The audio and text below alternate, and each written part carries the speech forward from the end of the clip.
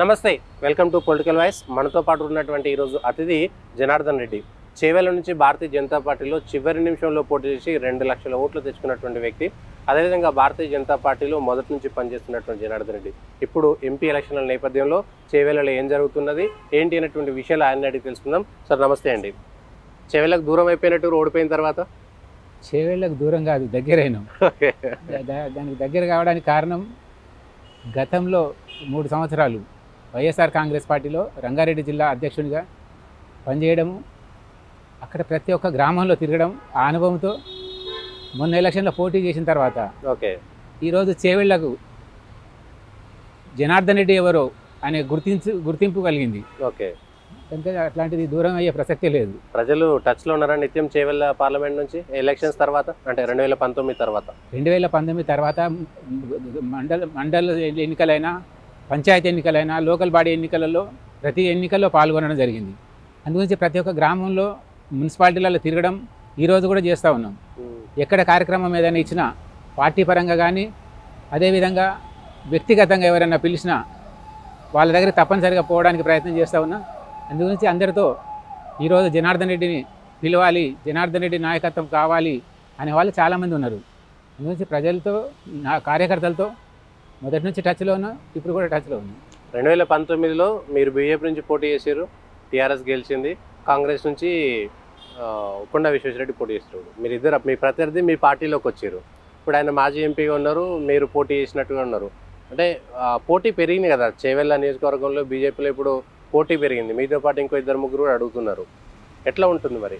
ఒకటి, ఆ రోజు పార్టీకి బద్దం బాలరెడ్డి గారి తర్వాత పార్టీకి పోటీలో లేరు చాలామంది. ఏదో నామకే వాస్తే కంటెస్ట్ చేస్తామన్న వాళ్ళు ఉన్నారు. కానీ నేను కంటెస్ట్ చేసిన తర్వాత అతి తక్కువ టైంలో 2 రోజులకు నామినేషన్ 2 రోజులు ఉన్నదనంగా నాకు కన్ఫర్మ్ చేయడం జరిగింది.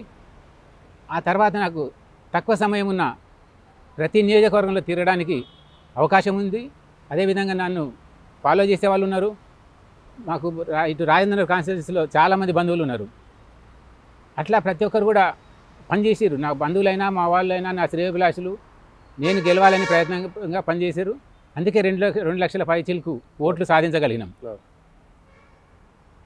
ప్రత్యర్థులు ఇద్దరు కూడా ధనమున్న నాయకులు, కానీ భారతీయ జనతా పార్టీగా నాకు జనమున్న కార్యకర్తగా, జనమున్న నాయకుడిగా గుర్తింపు లభించింది. అందుగురించి ఈరోజు ఎవరు పార్టీకి వచ్చినా, ఎవరు వెళ్ళినా భారతీయ జనతా పార్టీకి నమ్మకంగా పార్టీలో ఉండి 1991లో ఈ పార్టీలో చేరడం జరిగింది. చేరినప్పటి నుంచి కూడా పార్టీకి విధేయకునిగా పనిచేస్తూ ఉన్నా. అందుగురించనే పోటీ అనేది అనుకోవట్లేదు. అంటే గతంలో కూడా 2019 ఎన్నికల సందర్భంలో కూడా దాదాపు మీకు టికెట్ కన్ఫర్మ్ అయినా కూడా చాలామంది పోటీ చేసి బీసీ, ఎస్సీ ఇట్లాంటి అనేక నినాదాలతోటి చివరి క్షణం దాకా మీకు ఇవ్వలేదు. ఇప్పుడు ఇంకా అంతకంటే బలమైనటువంటి అభ్యర్థులు రావడంతో ఇంక ఇబ్బంది కాదంటారా? ఇప్పుడు ఇక్కడ బలమైన అభ్యర్థి అనే కంటే కూడా బలమైన నాయకుడు నరేంద్ర మోడీ గారు. నరేంద్ర మోడీ గారిని చూసుకొని ఈరోజు ఎవరైనా కానీ పార్టీలకు వస్తూ ఉన్నారు. నరేంద్ర మోడీ గారి హవా ఈ దేశంలో 3వసారి కూడా అత్యధిక మెజార్టీతో 350 సీట్ల పైచిలుతో గెలుస్తారు అనే లక్ష్యంతో నరేంద్ర మోడీ గారు లక్ష్యం, ప్రజల లక్ష్యం కూడా నరేంద్ర మోడీ గారు మరోసారి ప్రధానమంత్రి కావాలి అని కోరుకుంటున్న పరిస్థితిలో ఈరోజు అనేక మంది పార్టీలకు వస్తూ ఉన్నారు. గతంలో కాంగ్రెస్లో ఉండి ఈరోజు బీజేపీలకు రావడం, ఈరోజు కాంగ్రెస్ కూడా బలపడింది, రేపు మళ్ళీ ఇంకొక దగ్గరికి పోతాం అనే పద్ధతి కాకుండా భారతీయ జనతా పార్టీ సిద్ధాంతాలు, నరేంద్ర మోడీ గారి నాయకత్వం నమ్మి మొదటి నుంచి కూడా ఉన్నాం. ఎవరు బలవంతులైనా రేపు పార్టీ నిర్ణయించి పార్టీ 2024లో పోటీ ఎవరినైతే అర్హత కల్పిస్తారో వాళ్ళు తప్పకుండా గెలుస్తారని భావిస్తామని. గెలుస్తారా చేవెళ్లలో భారతీయ జనతా పార్టీ ఈసారి గెలుస్తారని నమ్మకం ఉందా? పోయినసారిగా సమయం అవన్నీ ఉండే అనుకూలంగా లేకుండే ఈరోజు తక్కువ టైంలో ఎక్కువ ఓటు రావడం, అందుగురించి అందరికీ ప్రతి ఒక్కరు కూడా ఆశ కలిగింది. ఆ ఆశతో పాటు నరేంద్ర మోడీ గారికి క్రేజ్ పెరిగింది. 2014లో గెలిచారు, 19లో గెలిచారు. నరేంద్ర మోడీ హవాయిగా 10 సంవత్సరాలు అయిపోయింది కదా. ఇంకా 10 సంవత్సరాలు కాదు, ప్రతి సంవత్సరం కూడా ఆయన హవా పెరుగుతూ ఉంది, హవా తగ్గట్లేదు. అదేవిధంగా ఎదుటి పార్టీ ఈరోజు కాంగ్రెస్, రాహుల్ గాంధీ నరేంద్ర మోడీ గారికి ఏ రకంగా కూడా పోటీ కాదు. అలాంటి వ్యక్తి ఆ పార్టీ నుంచి పోటీ. ఇంకొక సైడు టీఆర్ఎస్, ఆ రోజు టీఆర్ఎస్ ఉండే ఈరోజు బీఆర్ఎస్ అయింది. పాపం బీఆర్ఎస్ పెట్టిన తర్వాత అది వీఆర్ఎస్ కింద మారిపోయింది. అందుగురించి పార్టీ ఈరోజు పోయినసారి కంటే కూడా బలహీనపడింది ప్రాంతీయ పార్టీ. అదేవిధంగా నేషనల్ పార్టీ కాంగ్రెస్ కూడా రాహుల్ గాంధీ నాయకత్వాన్ని ఎవరు కోరుకోవట్లేదు. ఈరోజు కాంగ్రెస్ గెలిచిందంటే కేవలం రేవంత్ రెడ్డి యువ నాయకుడిగా ఉన్నాడు కనుక ప్రతి ఒక్కరు కూడా, ప్రతి యువత కూడా రేవంత్ రెడ్డి గారి అండన ఉండి గెలిపించడం జరిగింది. ప్రాంతీయ పార్టీని ఓడగొట్టి కాంగ్రెస్ని గెలిపించడం జరిగింది వాళ్ళు. అంతేగాని ఈరోజు దేశంలో భారతీయ జనతా పార్టీని ఓడించి ఇంకొకరికి పట్టం కట్టే పరిస్థితిలో ఈరోజు నాయకులు, అలాంటి నాయకులు లేరు కనుక నరేంద్ర మోడీ గారికి పోయినసారి కంటే కూడా ఎక్కువ, మొదటిసారి గెలిచినప్పుడు మెజార్టీ 3,303 మాత్రమే వచ్చినాయి. ఆ తర్వాత 350 వరకు చేరినాయి. ఈరోజు 400 కూడా చేరుతాయని భావిస్తూ ఉన్నాం. ప్రతి సంవత్సరం పెరుగుతూ ఉంది తప్ప తరగట్లేదు. కానీ ఈసారి తెలంగాణలో, అంటే పోయినసారి టీఆర్ఎస్ అధికారంలో ఉంది, వాళ్ళు గెలిచారు.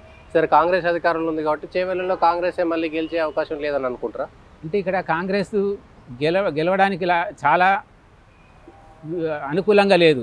ఓకే, ఎందుకు అనుకూలంగా లేదంటే ఆ రోజు టీఆర్ఎస్ ఉంది కనుక గెలిచిందంటే అక్కడ ప్రాంతీయ పార్టీతో పాటు టీఆర్ఎస్ నుంచి ఎమ్మెల్యేలు 6 ఎమ్మెల్యేలు, అక్కడ 7 అసెంబ్లీలలో 6 ఎమ్మెల్యేలు టీఆర్ఎస్ వాళ్ళు, ఒకరు మాత్రమే కాంగ్రెస్. అదేవిధంగా ఈరోజు కేవలం 3 నియోజకవర్గాలు కాంగ్రెస్కు, 4 నియోజకవర్గాలు ఇటు టీఆర్ఎస్కు జరిగినాయి.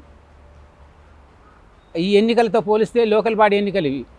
లోకల్ బాడీ ఎన్నికలకు ఈరోజు దేశంలో మోడీ గారు కావాలి, లోకల్గా ప్రాంతీయ పార్టీ ఉండాలి, కాంగ్రెస్ అయినా సరే ఎవరున్నా పర్వాలేదనే పద్ధతిలో అక్కడికి వెళ్ళారు. కానీ ఈరోజు దేశంలో ఎన్నికలు జరిగితే నరేంద్ర మోడీ గారికి వేస్తాం. మేము అసెంబ్లీ ఎన్నికల టైంలో తిరుగుతుంటే అక్కడ సామాన్య ప్రజలు కాంగ్రెస్ పార్టీ వాళ్ళు కూడా ఇతర పార్టీల వాళ్ళు మోడీ గెలవాలి, మోడీ ప్రధానమంత్రిగా ఉండాలి అని చెప్పారు. మేము తప్పనిసరిగా పార్లమెంటుకు ఓటేస్తాం, ఈసారి అసెంబ్లీ ఎన్నికల్లో మాత్రం మా సొంతంగా మేము వేసుకుంటామని చెప్పి చాలామంది చెప్పడం జరిగింది. ఆ చెప్పిన విధానం ఎక్కడ చూసినా అదే విధంగా ఉంది. అందుకొరకనే ఈరోజు ఈ పార్టీ నుంచి వచ్చిన వాళ్ళు మళ్ళీ పోతామన్న వాళ్ళు కూడా ఈరోజు బ్రేకులు పడడానికి కారణం అసెంబ్లీలో ఎన్నికల ముందు ప్రజలు ఏ విధంగా వాళ్ళ విధానం రేపు జరగబోయే ఎన్నికల్లో ఏ విధంగా చేస్తామనేది ముందే చెప్పడం వల్ల ఈరోజు బీజేపీలో ఉండి బీజేపీతో పోటీ చేస్తామంటున్నట్టుంది.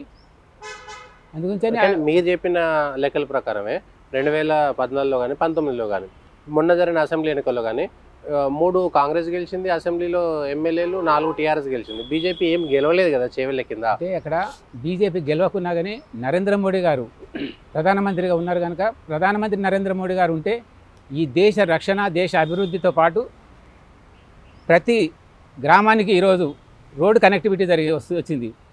అదేవిధంగా ప్రతి వసతులు కల్పించారు. రైతులకు, విద్యార్థులకు ఈరోజు దేశంలో ఉన్న సమస్యలను ఏ విధంగా తీర్చిదిద్దాడో, ఏ విధంగా సాల్వ్ చేసి ఈరోజు దేశాన్ని ముందుకు తీసుకెళ్తా ఉన్నాడో ప్రపంచ పటంలో నరేంద్ర మోడీ గారు వచ్చిన తర్వాత నరేంద్ర మోడీ గారు భారతదేశం అనే ప్రతి ఒక్కరికి కూడా అభిమానం, గౌరవం పెరిగింది.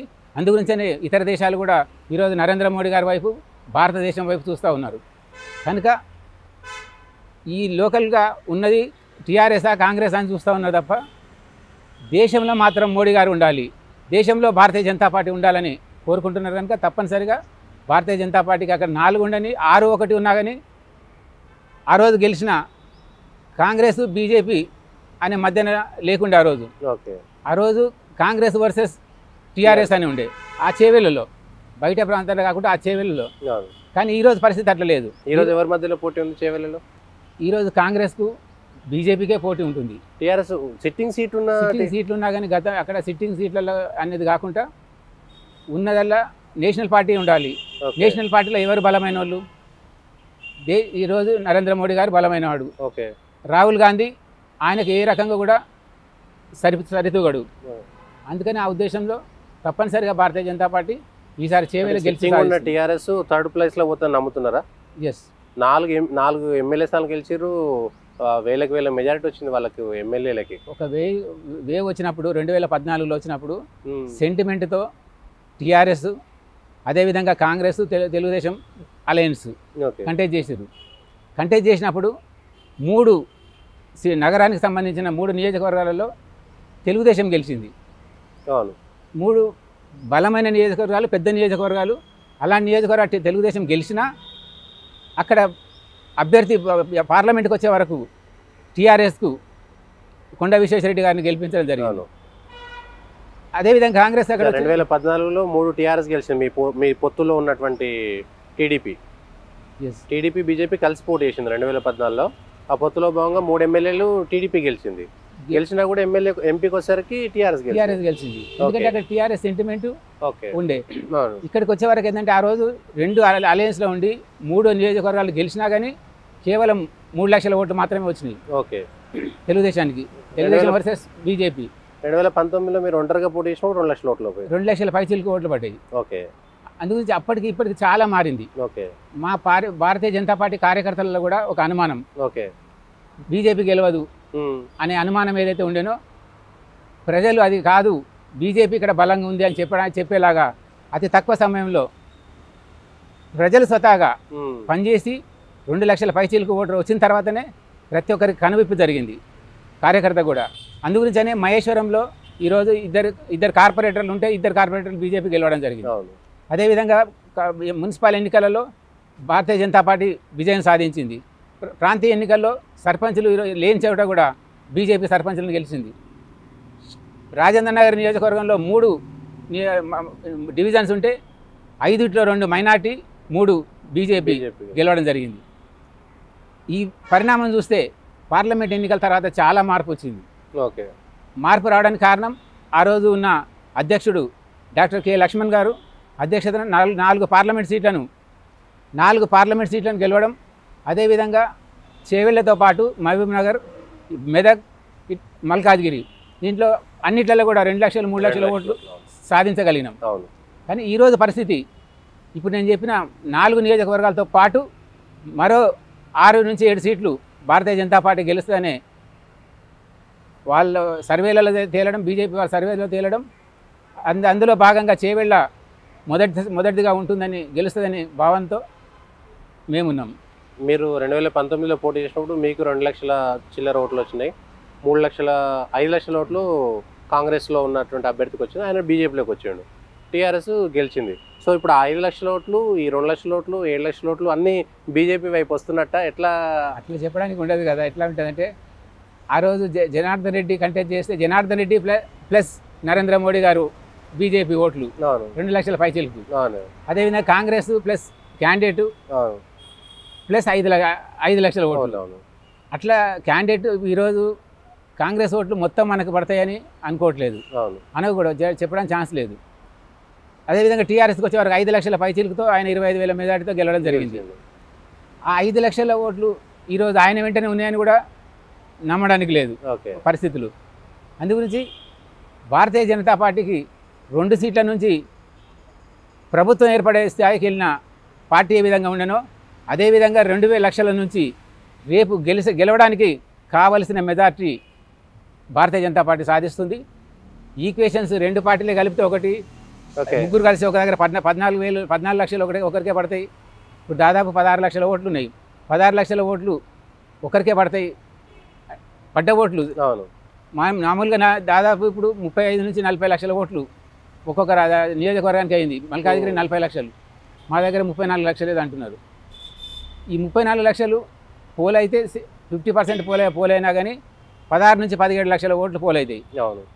ముగ్గురు క్యాండిడేట్ ఒక దగ్గర నిలబడ్డా కానీ ఒక పార్టీ అంటే ఉండదు. ఈ 3 పార్టీలలో ఓట్లు చీలిపోతాయి. అందులో ఎక్కువ ఓట్లు పడడంలో లాస్ట్ టైం టీఆర్ఎస్ ఏ విధంగా విజయం సాధించిందో ఈరోజు భారతీయ జనతా పార్టీ అక్కడ ఏ అభ్యర్థికి ఇచ్చినా, జనార్దన్ రెడ్డికి ఇచ్చినా లేకపోతే ఇంకొకరికి ఇచ్చినా, ఈరోజు భారతీయ జనతా పార్టీ నరేంద్ర మోడీ గారు అనే దాంతో ప్రజలు ఓటేయాలనుకుంటున్నారు. మీరేమో బీజేపీ గెలుస్తుంది, మోడీ గారికి వేవ్ ఉన్నది, ప్రజలంతా మోడీ వైపు ఉన్నారు. కానీ మీ పార్టీలు ఏమో అభ్యర్థులు కొట్టుకుంటారు, నాయకులు కొట్టుకుంటారు కదా, ఎందుకు నాది అని. అది గెలుస్తానే గెలవక ముందు లేకుండే ఈ రోజు గెలుస్తామని అందరికి తెలిసింది అని అందరు పోటీకి వస్తున్నారు.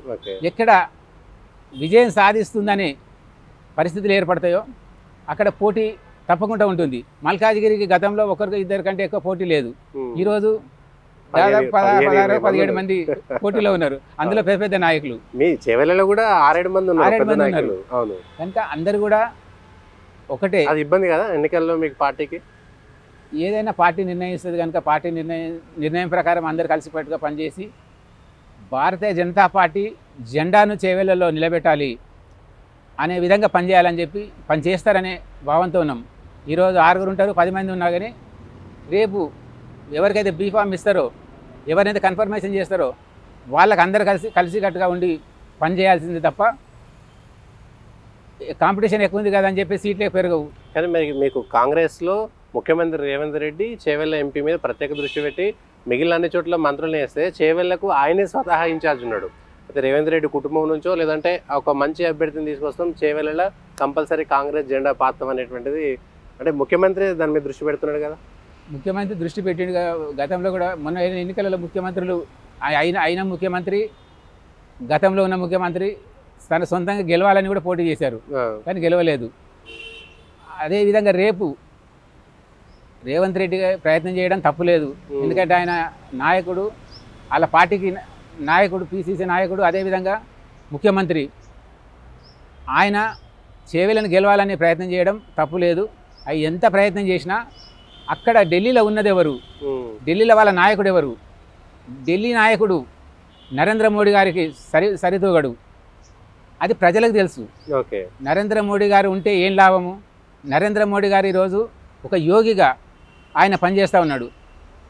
స్వార్థం లేకుండా, తనకంటూ ఏమీ లేకుండా, తనకంటూ ఒక పేరు తప్ప ఈరోజు ప్రపంచంలో మోడీ గారి దగ్గర ఉన్నదల్లా పేరు. అలాంటి నాయకుడు ఇక్కడైతే ఇక్కడ గాంధీ పేరు పెట్టుకొని గాంధీ నెహ్రూ సంపాదనతో ఈరోజు ఉన్న నాయకుడు ఏ విధంగా కూడా పెద్ద నాయకుడు కాలేడు. అలాంటి పెద్ద నాయకుడు అయినుంటే మొన్ననే గెలిచేవాడు. ఆయన స్వతహా కూడా ఓడిపోవడం, వాళ్ళ కుటుంబం ఓడిపోవడం, ఎన్నో రోజుల నుంచి గెలుస్తున్న సీట్ను కూడా అలాంటి సీట్ను కూడా వదులుకున్నారు. కానీ ఆయన సరిపోడు కనుక రేవంత్ రెడ్డి గారు ఎంత ప్రయత్నం చేసినా, రేవంత్ రెడ్డి గారు ప్రయత్నం చేసినా కూడా చేవెళ్ళలో కాంగ్రెస్ గెలవదంటారా? కాంగ్రెస్ గెలవదు. రేవంత్ రెడ్డి గారు ఓటు హక్కు కూడా లేదు అక్కడ. రేవంత్ రెడ్డి గారు ఓటు హక్కు లేదు కానీ ఆయన తిరిగి నాకు చేసినా కానీ ఆయనను గెలిపించారు. ఆయనను గెలిపిస్తే సంతోషం. ఆయన నియోజకవర్గంలో ఆయన గెలిపించారు. అదే పక్కన కంటెస్ట్ చేస్తే ఆయనను గెలిపించలేదు. ఇది కూడా అంతే. రేవంత్ రెడ్డి నా దృష్టిలో రేవంత్ రెడ్డి ప్రయత్నం చేస్తాడు, ఆయన పేరు నిలబెట్టుకోవాలనుకుంటాడు. కానీ చేవెళ్ళ నియోజకవర్గంలో ప్రజలు ఆ విధంగా అనుకోవట్లేదు. రేవంత్ రెడ్డి గారిని ముఖ్యమంత్రిని చేశాం, ఇప్పుడు ప్రధానమంత్రి ఎన్నికలు. రేవంత్ రెడ్డి గారు ఎన్నికలు అయినుంటే బహుశా గెలిచేవాడేమో. కానీ ఇది రేవంత్ రెడ్డి గారి ఎన్నికలు కాదు. ఈరోజు రాహుల్ గాంధీ ఎన్నికలు, మోడీ గారి ఎన్నికలు. అందుగురించి రేవంత్ రెడ్డి గారిని అప్పుడు చూడరు. అక్కడ రాహుల్ గాంధీని కానీ మోడీ గారిని చూసి ప్రజలు ఓటేస్తారు. ఆ ప్రజలు ఓటేస్తే తప్పనిసరిగా మోడీ గారే గెలుస్తారు. కానీ బీఆర్ఎస్ అంటుంది తెలంగాణ అస్తిత్వం కాపాడాలంటే, తెలంగాణ సంబంధించిన సమస్యలు పరిష్కారం కావాలంటే పార్లమెంట్లో తెలంగాణ కోసం కొట్లాడేది కేవలం బీఆర్ఎస్ఏ. సో మాకే ఓటేయాలి, ప్రజలు మా వైపే ఉంటారు, మొన్ననే తప్పు చేసిన ప్రజలు ఇప్పుడు మనతో మా వైపే ఉంటారు అనేటువంటిది నిన్న కేటీఆర్ కానీ టీఆర్ఎస్ నాయకులు అంటారు. ఓడిపోయిన తర్వాత అదే అనుకుంటారు. గెలిచినప్పుడు ఏం చేశారు? మొదటిసారి టీఆర్ఎస్లో గెలిచిన అభ్యర్థులు ఏ నియోజకవర్గానికి ఏం చేసిరో ఒకసారి చెప్పండి. ఇక్కడ రాష్ట్రంలో ప్రభుత్వం ఉంది, కేంద్రంలో సపోర్ట్ చేయడానికి ఏ ప్రభుత్వం ఉన్నా సపోర్ట్ చేయడానికి సిద్ధంగా ఉండే.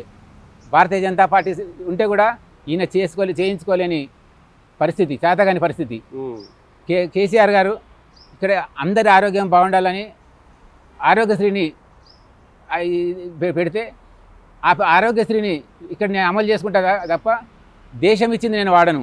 ఆయుష్మాన్ భారత్ దేశం ఇచ్చిన ఏ బెనిఫిట్ నేను వాడను అనే విధంగా ప్రత్యేకంగా ఏదో చేశాడు. కానీ ఆ రోజు సాధించింది ఈరోజు రాష్ట్రంలో ఇల్లును సర్ది పెట్టుకోలేనాడు బయట ప్రపంచాన్ని వెళ్తాడు. అందుగురించి అలాంటి పరిస్థితులు రావు. రేపు వాళ్ళకి 15 సీట్లు వచ్చినా వాళ్ళు చేసేది ఏం లేదు కనుక ప్రజలందరికీ తెలుసు. ప్రజలు కోరుకుంటున్నది ఈరోజు మోడీ గారిని, మోడీ గారి పాలనను. అందుగురించి తప్పనిసరిగా మోడీ గారు గెలుస్తారు. మోడీ గారు చేవెళ్ళ భారతీయ జనతా పార్టీ గెలుస్తుందని భావిస్తాను. ఓకే, చేవెళ్ళ ఒకవేళ జనార్దన్ రెడ్డి గారికి టికెట్ రాలేదు, లేదా ఎవరో XYZ ఇంకొరకు వచ్చి ఉంటుంది అనుకోండి, భారతీయ జనతా పార్టీ గెలుపు కోసము మీరు ఆశించిన టికెట్లు ఒక 5-6 మంది ఉన్నారు కదా, టికెట్ వచ్చిన వ్యక్తి కోసము బీజేపీలో టికెట్ల కోసం పోటీ పడ్డ వాళ్ళందరూ కలిసి పనిచేసేటువంటి అవకాశం ఉందా? నేను అందరి గురించి నేను చెప్పలేను, కానీ నా గురించి భారతీయ జనతా పార్టీకి పనిచేస్తాను. భారతీయ జనతా పార్టీ గెలవాలనుకుంటాను. ఇక్కడ వ్యక్తి గురించి కాకుండా ఏ వ్యక్తి నిలబెట్టినా, ఏ వ్యక్తికి టికెట్ ఇచ్చినా నేను భారతీయ జనతా పార్టీ అభ్యర్థిగా, భారతీయ జనతా పార్టీ కార్యకర్తగా భారతీయ జనతా పార్టీ అభ్యర్థిని గెలిపిస్తాను. మీరు భారతీయ జనతా పార్టీ చేవెళ్ళ నుంచి పోటీ చేయడం కోసం ప్రయత్నాలు సాగుతున్నాయా? పని సాగుతుందా? ప్రయత్నం ఆపలేదు, ఎప్పుడు కూడా ఆపలేదు. ఎందుకంటే నేను గతంలో పోటీ చేశాను. తర్వాత నన్ను పార్టీలో కూడా పనిచేయండి, మీకు అవకాశం ఉంది అని చెప్పేసి మాజీ అధ్యక్షులు, ఉన్న అధ్యక్షులు చెప్పడం జరిగింది. నేను ఏ రోజు కూడా పార్టీకి వెనకాడలేదు. అదేవిధంగా లోకల్ బాడీ ఎన్నికలలో ప్రతి ఎన్నికలలో పాల్గొని అక్కడ కావలసినంత భారతీయ జనతా పార్టీకి లబ్ధి చేకూర్చడం జరిగింది. కార్యకర్తలు అందరూ కూడా ఈరోజు కలిసిమెలిసిగా ఉన్నారు. ఒకసారి కార్యకర్తల్లో కానీ జనంలో కానీ వెళ్ళి నిజమైన సర్వే చేస్తే ఎవరి పేరుంది, ఎవరి ధనం ఉంది కాదు, ఎవరికి బలం ఉందని కాకుండా ఎవరికి పేరుంది, ఎవరు అందరితో పాటు కలిసిమెలిసిగా ఉంటారో, అందుబాటులో ఉంటారో వాళ్ళని గెలిపించుకోవాలని కోరుకుంటా ఉన్నారు. బీజేపీ కార్యకర్తలు మీ పేరు చెప్తారా సర్వే చేస్తే? తప్పకుండా చెప్తారు. ప్రజలు బీజేపీ మీ సర్వే చేస్తే మీ పేరు వస్తే నమ్మకం ఉందా? నాకు నమ్మకం ఉంది. అందుగురించి చెప్తాను కదా, నిజమైన సర్వే నిజమైన పద్ధతిలో చేసి చెప్తే తప్పనిసరిగా అందుబాటులో ఉన్న నాయకుడు ఎవరు, కార్యకర్తలకైనా అటు జనానికైనా అందుబాటులో ఉన్న నాయకుడు ఎవరనేది స్పష్టంగా తేలిపోతుంది. అలాంటి పరిస్థితులు కనుక ఉంటే అవకాశం అట్లా ఉండదు. కానీ పార్టీ నిర్ణయిస్తారు. పార్టీ నిర్ణయించిన వాడికి అంటే పార్టీ కూడా సార్, మీ పార్టీ అమిత్ షా కూడా చెప్పారు, సర్వేలు ఇచ్చేసి ప్రజల్లో బలం ఉన్న నాయకులకు ఇస్తాం, పార్టీ చుట్టూ లేదా ఢిల్లీ చుట్టూ తిరిగే నాయకులు మేము టికెట్లు ఇవ్వము, ప్రజల్లో ఉండేటోళ్ళకి ఇస్తామని చెప్తున్నారు. చెప్పి ఇస్తే మంచిదే. అట్లా ఇస్తే కనుక తప్పనిసరిగా నా పేరు ఉంటుందని భావిస్తా ఉన్నా. అట్లా చేస్తే మీ పేరు వస్తుందా? పక్క ఎంతమంది పోటీ పడ్డా జనార్దన్ రెడ్డికి వస్తుందని నేను భావిస్తా ఉన్నా. ఎందుకంటే నేను కార్యకర్తలతో విన్నది, కొంతమందితో విన్నది నేను సర్వే చేపిస్తే కూడా ఆ విధంగానే చెప్పడం. అందుబాటులో ఉంటాడు, అందరితో కలిసి ఉంటారా? కలిసిమెలిసి మిగిలిన పోటీ పడే నాయకులు ఉన్నారా? అట్లా చాలా మంది ఉండకపోవచ్చు. ఇప్పుడు అడుగుతున్న వాళ్ళు నాలాగా గతంలో నేనున్నట్టు ఫ్రెష్ వాళ్ళు నియోజకవర్గం మొత్తం, పార్లమెంట్ నియోజకవర్గం మొత్తం తిరిగే పరిస్థితుల్లో లేని నాయకులు. ఎక్కడైనా ఉంటే వాళ్ళ నియోజకవర్గంలో ఒక నియోజకవర్గం ఉంటారు. ఇక్కడ వచ్చే వరకు ఏంటంటే ప్రాంతీయము లోకల్గా అనేది ఏం లేదు. పార్లమెంట్ అంటే దేశంలో ఎక్కడైనా పోటీ చేయొచ్చు. అందులో నేను నియోజకవర్గానికి, పార్లమెంట్ నియోజకవర్గంలో ఒక నియోజకవర్గంలో ఉన్నవాడినే. ఇప్పుడు నివసిస్తున్నది, గతంలో పోటీ చేసిన ఇక్కడ కాంగ్రెస్ అయినా, టీఆర్ఎస్ అయినా, బీజేపీ అయినా ముగ్గురు కూడా బంజారాహిల్స్లో ఉన్న వాళ్ళే. కానీ వాళ్ళ నియోజకవర్గాలు అందులో పర్టికులర్గా కాంగ్రెస్ అండ్ బీజేపీ అక్కడ ఉన్నవాళ్ళు. టీఆర్ఎస్ అక్కడ లేకున్నా కానీ టీఆర్ఎస్ని గెలిపించారు. నుంచి అలాంటి ప్రజల్లో భావన ఉంది. ప్రజలు కార్యకర్తలు కోరుకునేది ఒకటే, ప్రజలను నాయకులను కార్యకర్తలను అందుబాటులో ఉండాలి. ఏ కార్యకర్త ఎప్పుడు ఫోన్ చేసినా, ఎప్పుడు పిలిచినా పలికేలాగా ఉండాలని కోరుకుంటూ ఉన్నారు తప్ప, ప్రజలు కోరుకునేది, కార్యకర్తలు కోరుకునేది జరిగితే తప్పనిసరిగా ఆ నాయకుడికి పేరుంటుంది, ఆ నాయకుడు గెలుస్తాడని భావిస్తూ ఉన్నాను. ఓకే, జనార్దన్ రెడ్డి గారు, మరి చూద్దాం. చేవెళ్ళలో అయితే పెద్ద కొట్లాట అవుతున్నది. మీ పార్టీలో పెద్ద పెద్ద పేర్లు ఉన్నటువంటి నాయకులు వస్తారు కాబట్టి టికెట్ ఎట్లా వస్తుందో ఏం చేస్తుందో, బట్ ఆల్ ది బెస్ట్. మీకు ఖచ్చితంగా చేవెళ్ళ నియోజకవర్గంలో మీకే టికెట్ రావాలని.